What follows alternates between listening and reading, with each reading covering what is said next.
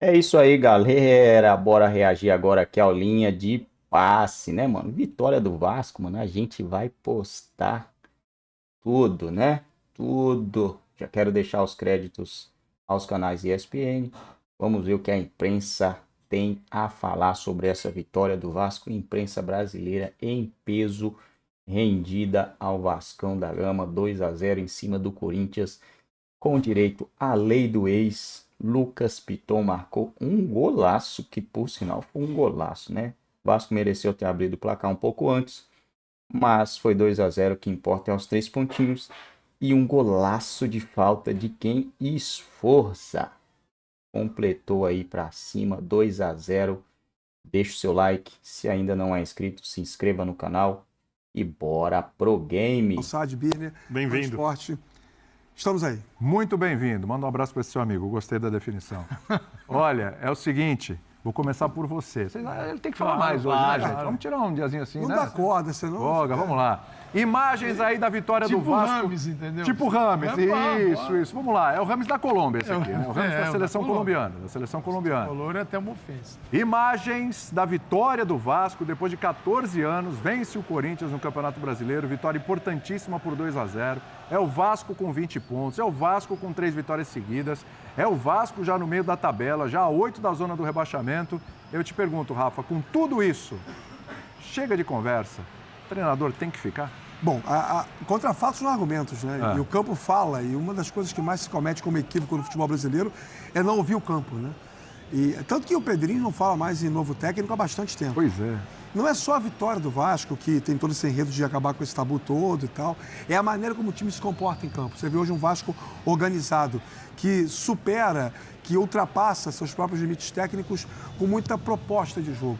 Você percebe ali um time treinado, você percebe que tem alguém comandando uma equipe que respeita as características dos jogadores e tenta posicionar as peças da maneira mais coerente possível para não haver nenhum sacrifício individual e nenhum risco coletivo. Então o Vasco hoje é um time compacto defensivamente, era uma das grandes falhas do trabalho anterior, não só da segunda fase do Ramon Dias, como também do período do Álvaro Pacheco. E é um time que tem organização ofensiva, um time que tem uma dinâmica de jogar por aproximação, passos mais curtos, usa muitos homens de meio campo, tem uma predileção pelo lado direito porque o Adson tem uma boa fase, o Paulo Henrique ataca muito, mas quando ali fica difícil, espeta na esquerda para o Piton, que tecnicamente é melhor jogador até do que o Paulo Henrique. Enfim, nós temos um Vasco hoje com mais repertório, bem mais repertório. E um Corinthians que tem seríssimos problemas internos e externos, né? Dentro e fora do campo, que, de certa forma, se você comparar os momentos dos dois clubes, dá até para entender que antes da partida o cenário era mais favorável ao Vasco e o campo confirmou isso. É verdade. Impressionante, né, Birner? Porque a gente olhando esse time do Vasco, e aí o Rafa traz essa análise, realmente é a cara de um time bem treinado, né? E com o Rafael Paiva, eu acho que o Vasco alcança o seu melhor momento na temporada. Campeonato Carioca cheio de oscilações, alguns problemas e tudo, não chega a decisão e tal, mas ainda uma expectativa do que podia acontecer no Brasileiro, contratações e tudo. E de repente o Vasco começou muito mal o Brasileiro, fez uma opção por um treinador que não deu certo e me parece que agora vive o melhor momento, até em termos de confiança. A gente vê confiança em campo nesse time do Vasco. E o torcedor junto, hein? Boa noite mais uma vez a você, William, ao Rafa, ao Léo, ao professor Calçade, aos fãs das fãs do esporte. Se você olhasse para o Vasco quando demitiu o seu técnico, antes de ter o interino, Sim. Você não imaginaria que o Vasco teria o número de pontos e eu concordo com o Rafa, o nível de atuações que tem mostrado desde então. O time incorporou, o time foi ganhando e foi ganhando confiança. O time está muito longe de ser brilhante, mas é um time operário que funciona coletivamente bem, tem uma razoável compactação, não é mais uma peneira que nem era antes. É um time que incomoda os adversários quando tem a bola, que está sabendo usar o estádio dentro de casa para aumentar a sua capacidade de pressionar o adversário. Ou seja, está fazendo tudo o que é preciso para aquilo que esse time pode almejar, que é uma temporada tranquila, porque você olha o elenco do Vasco e olha os demais elencos, a gente não pode perder de vista. Esse é um time para ficar na parte de baixo da tabela de classificação, Sim. de 10º para baixo. Só que o time tem mostrado um desempenho e aproveitado essa fase de Copa América, quando alguns times perderam jogadores, para subir na classificação e poder administrar essa situação bem até o final do ano. Então, eu acho que hoje foi mais uma atuação elogiável. Tira proveito dos vários defeitos do Corinthians, do momento do Corinthians, que lembra muito o que era o Vasco antes do seu atual treinador, que eu não sei se é interino, se é treinador, não sei exatamente. Oficialmente é interino. Então, precisa oficializar se é técnico ou não é. O técnico do Brasil não é interino, né? Então, Pois é. Faz anunciar ou não, são todos uma participação, Hoje, por exemplo, caiu mais um. uma participação linda da torcida. Maravilhosa. Linda, a torcida barulhenta, o estádio com clima de futebol e um dia para comemorar do vascaíno e o corintiano. Tem que esperar a janela de transferências, porque mesmo chegando o Ramon Dias, acho com esse elenco vai sofrer muito até o final do ano se não contratar. O presidente prometeu contratar, vamos esperar. Até o final do ano não, né? Contratar já, né? Não, vai sofrer muito até o final do ano se não contratar. Vai Vamos sofrer esperar. bastante, vai sofrer isso. bastante, seja com qual técnico for, né? E vem o Ramon Dias, que fez um grande trabalho no Vasco ano passado, no sentido de recuperação daquele time para evitar o rebaixamento, né? E vai ter um desafio muito grande pela frente. Aliás, o desafio do Ramon é maior, menor ou igual ao do ano passado que ele teve no Vasco? Hein, ô Bertozzi, tudo bem? Tudo bem, William? Boa noite aos companheiros. Rafa, bem-vindo, sucesso. Obrigado, Prazer Léo. tê-lo aqui ao nosso lado também. Eu acho que é um desafio duro, especialmente porque a gente não sabe exatamente quantos reforços vão chegar, o nível dos reforços que vão chegar. A gente já aprendeu que essa diretoria do Corinthians é muito boa em prometer e pouco em cumprir. Né? Lembra quando acabou a piada, né? Toda aquela história. Acabou a farra, e a gente viu como as coisas no Corinthians têm sido administradas dentro e fora de campo. Agora, ele tem história, ele tem estofo, não é que a situação que ele encontrou no Vasco também administrativa fosse a melhor do mundo, e é um cara que chegou, bateu no peito e assumiu que tinha um papel importante em organizar o time. E conhece o futebol brasileiro. Isso é importante também. E conhece essa disputa, né? O famoso Nova Barrar. É o que ele vai ter que... De novo, né? Essa deve ser, aliás, a primeira pergunta que eu vou fazer para É o que ele. ele vai ter que encarar de novo. Vai barrar ou não vai barrar? Então, talvez ele olhando para o Vasco, ele veja que é possível você tirar um time do fundo do poço até em pouco tempo, se você fizer um trabalho decente. Para mim, a permanência do Paiva não devia estar nem em discussão já. Aí. Porque, assim, o risco de atrapalhar o que está dando certo agora é gigante. Não vale a pena ser corrido. Não vale a pena ser corrido. Essa é a realidade. Os jogadores, como disse o professor Calçade, têm aderência ao trabalho. Né? Mas tem. Tudo isso que o Rafa trouxe aqui no começo, sabe? A maneira que o time se organiza em campo, a doação. Então, poxa, você vê, e eu concordo quando ele fala, o Paulo Henrique não tem a mesma técnica do Piton, mas olha o que esse garoto correu hoje, sabe?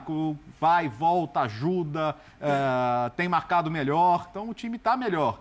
E a notícia fora de campo do Coutinho, né? Que também anima o torcedor. Sim. A gente discutiu muito, como é que vai caber o Coutinho no time? Com a questão das lesões do Payet, talvez seja até interessante, não necessariamente você ter os dois juntos, mas ter um na medida que o outro possa jogar. Antes do Calçado de falar, eu acho que seria muito ruim para o Vasco se houvesse constantemente a discussão se eles podem jogar juntos. Não, eu concordo. Muito ruim para o Vasco, tá? E até por questão de equilíbrio do time. Isso. Mas isso é uma coisa que faz bem para a autoestima. Você destacou, né, Birner, a presença do torcedor, e ela não tem faltado. E se não fosse a paixão absoluta que tem o torcedor, assim, se o cara fosse... Mas no jogo contra o São Paulo, por exemplo, havia 5 mil. A torcida tinha quase largado, não é largado mão, mas a torcida não aguentava mais. Hoje é outro mundo. Mas ali havia uma campanha de público zero, havia uma questão para dar um recado, porque no geral, assim, nos últimos anos, o que o Vasco passou, sabe, eu sinto que uma pessoa um pouquinho mais racional tinha largado. É que a nossa relação com o futebol, ela não é racional. Exato. Então o torcedor tá aí, tá vendo o time melhorar, mas só para retomar meu pensamento, assim, se o Vasco conseguiu em tão pouco tempo pegar o abismo absoluto que foi a passagem de 4 jogos do Álvaro Pacheco e melhorar, acho que o Ramon Dias tem que focar nisso também, porque peça por peça, o elenco do Corinthians não é inferior, gente. É até melhor. Se a gente pegar individualmente, é melhor. Se fizer o cara a cara que o Calçade adora, vai dar Corinthians. Faz o cara a cara, Calça. Não é? Eu acho melhor. Eu discordo de vocês. Eu acho que você olha para o Vasco, você tem mais... Você sente que dá para tirar mais do Vasco do que do Corinthians. Mas se a gente pegar peça por peça, não te parece que o Corinthians... Eu gosto mais do time titular do Vasco que do Corinthians. Peça por peça, vamos lá que o peça por peça, a seleção do Brasil é melhor que a do Uruguai. Sim. E como disse o André. O Uruguai ficou pelo caminho, o Brasil já ficou antes. Peça por peça, melhor que a Colômbia? Sim. E a Colômbia está na final da Copa América. Então, assim, a soma, né, o conjunto é maior do que a soma. Sim. Né? E tem questões muito relativas à zona do rebaixamento. Por exemplo, o Vasco, importante que venceu. O Vasco venceu, foi a 20 pontos, está agora na 10ª posição, não está confortável, mas ele tem um ânimo hoje, ele tem uma condição do ambiente, a hora que os caras se reapresentarem amanhã, você imagina como é que vai estar o ambiente do Vasco e quando o Corinthians se reapresentar. Como é que vai estar o ambiente do Corinthians, mesmo com um treinador novo. Então, é muito difícil recuperar um time, mesmo analisando, a gente fica, nesse momento, quando chega no fundo do poço, a questão técnica é óbvio que ela é importante, só que é mais do que isso. Porque você tem que consertar todo um ambiente, a cabeça dos caras. Principalmente. O emocional está arrebentado, porque eles não têm forças, e aí você volta para o jogo. O jogo, para mim, foi uma grande pelada. Sim, uma grande pelada. O Vasco foi melhor nessa pelada.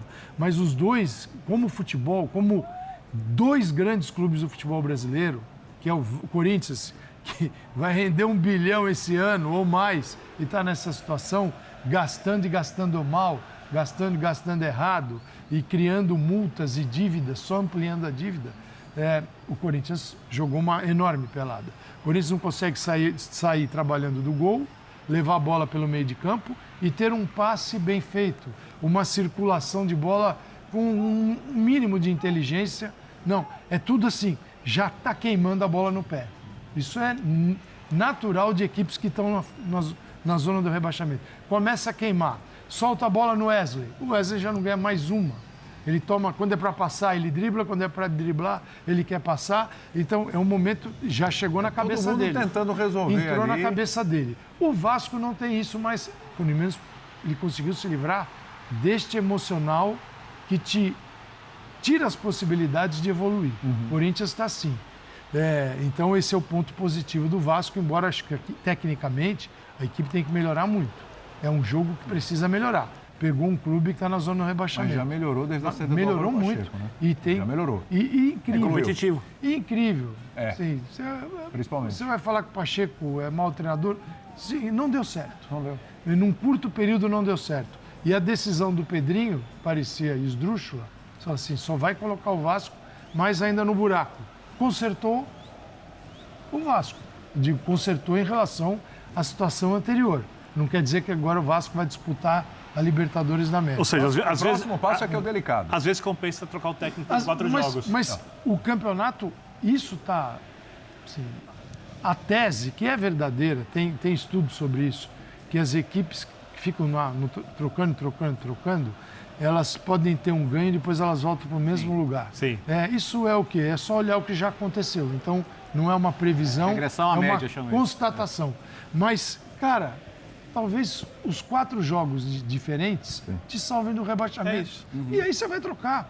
E o Corinthians, se o Ramon Dias entrar numa rota também de ficar 10 rodadas e não sair do buraco, daqui a pouco... É que vai lembrar que o Álvaro Pacheco Manda foi o Ramon trazido Dias e não embora funcionou também. isso também. Então que eu não é acho que mais certeza. delicada do que a demissão do Álvaro Pacheco, embora em apenas 4 jogos, mais delicada ainda é a situação agora de definir se efetiva o Paiva ou se vai trazer um outro... Acho que é um momento delicado. Eu acho que isso já está definido. Vai trazer quem? Mas Isso não... já está definido. Então, Só por isso que eu tô falando que é só delicado. não tem ainda o anúncio.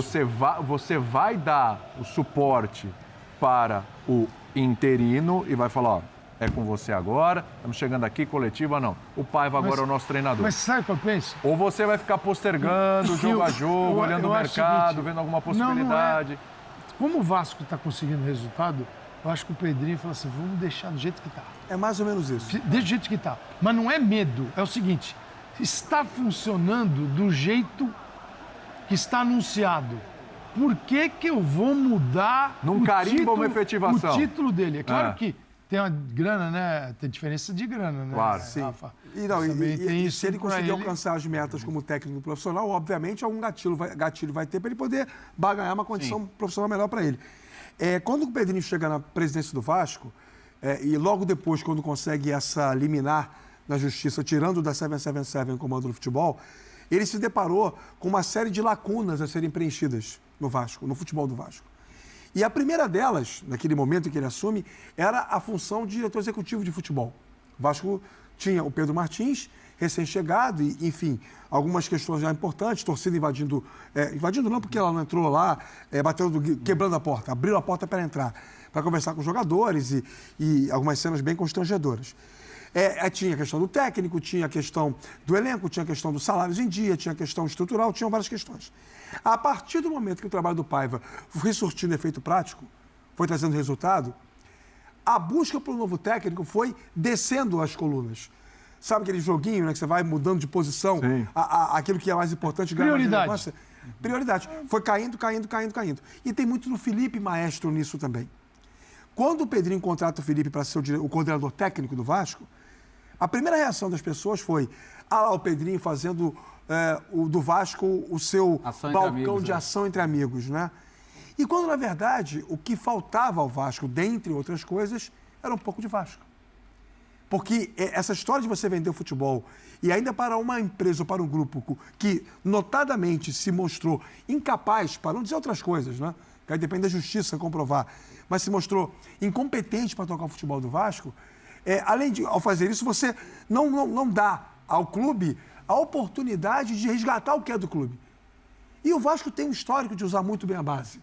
O Vasco tem um histórico de formar profissionais. O Vasco tem um histórico, como destacou muito bem o Birner, dessa relação com o torcedor em São Januário. O Vasco tem isso. Então, o que o Pedrinho fez? A partir do momento que recuperou o comando do futebol, colocou o Vasco dentro do Vasco. E aí, a bola está entrando, as coisas estão entrando quando o Vasco ataca e não entrando quando o Vasco defende. Sim. E as coisas começaram a se encaixar. Então, essa função técnica, essa busca, ela não deixou de existir. Ela só foi lá para baixo da linha de prioridades. Tentar tirar o máximo desta situação atual que está funcionando. Para sair vai do no embalo fundo. até onde for possível. Exatamente. Você tá... Porque uma hora vai perder 2 jogos seguidos. Sim. Vai acontecer. Claro, Então pega no embalo mas e o que vai. o Cassati falou, esses pontos que tu já somou são pontos que, pro objetivo que não deve mudar... Faltam 25. No Corinthians faltam de ficar entre 33. os 16 primeiros. 26. É aquela coisa, chegou na linha dos 45, né, que é a linha de segurança, você pensa em mudar o objetivo. Enquanto você não está ali ainda, vai remando, né? Vai remando e não deixa o que está dando certo. O Corinthians tem 12 pontos de 48 disputados. O Corinthians tem um aproveitamento de 25%. Se ele se mantiver, ele cai. Ele precisa, a partir de agora, do próximo jogo, porque ele tem 16 jogos, restam 22. Então, são 66 pontos em disputa. Precisa ganhar metade, 33, para bater 46.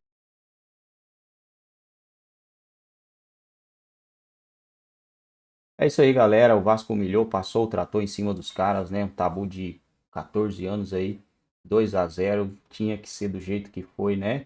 Com o gol do Piton, aquela famosa lei do ex funcionando e um golaço de falta do Sforza, né? Vamos dar uma olhada aqui como foi as estatísticas do jogo e o calendário do Vascão aí para os próximos jogos. O Vasco foi superior, 52% de posse de bola, 16 chutes a gol, 3 no alvo, converteu 2, mas teve mais chances criadas ali, né? Em questão de chances criadas, o Vasco teve até mais. Mas o importante é uma vitóriazinha dessa aí. O Vasco hoje está na 10ª colocação, pelo menos até o início da rodada amanhã. Lembrando que o Inter tem 3 jogos a menos que o Vasco. O Juventude tem 2 jogos a menos que o Vasco, ambos com 19 pontos. E o Atlético Mineiro também, 2 jogos a menos que o Vasco, com 18 pontos. Aí a gente vem o Criciúma com 16 pontos e 3 jogos a menos que o Vasco. E aí vem o Vitória com 1 jogo a menos. O Cuiabá, né, que joga amanhã também. E aí a gente vê o Corinthians, o Grêmio com 2 jogos a menos. O Grêmio pode chegar a 14, 15, 16, 17. Né? O Grêmio também não incomodaria. E temos o Atlético Goianiense. O Grêmio já perdeu mais um, o Corinthians perdeu de novo. Aí teremos Cuiabá.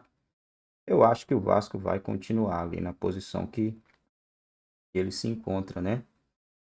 Os próximos jogos serão jogos complicados, jogos difíceis, né? Atlético Goianiense, fora de casa, confronto direto. O Vasco arrancar ponto desses times aqui já estaria bom demais. Atlético Mineiro, que também tá uma draga, tá ruim. E o Grêmio, que perdeu em casa por 2-0 do Cruzeiro. Por esses e outros fatores aqui, eu acredito que no mínimo 3 pontos o Vasco consegue arrancar nesses 3 jogos aí, hein, pessoal? Dá para sair entre 3 e 4 pontos nesses 3 confrontos aí e terminar o primeiro turno do Campeonato Brasileiro com pelo menos 23 ou 24 pontos.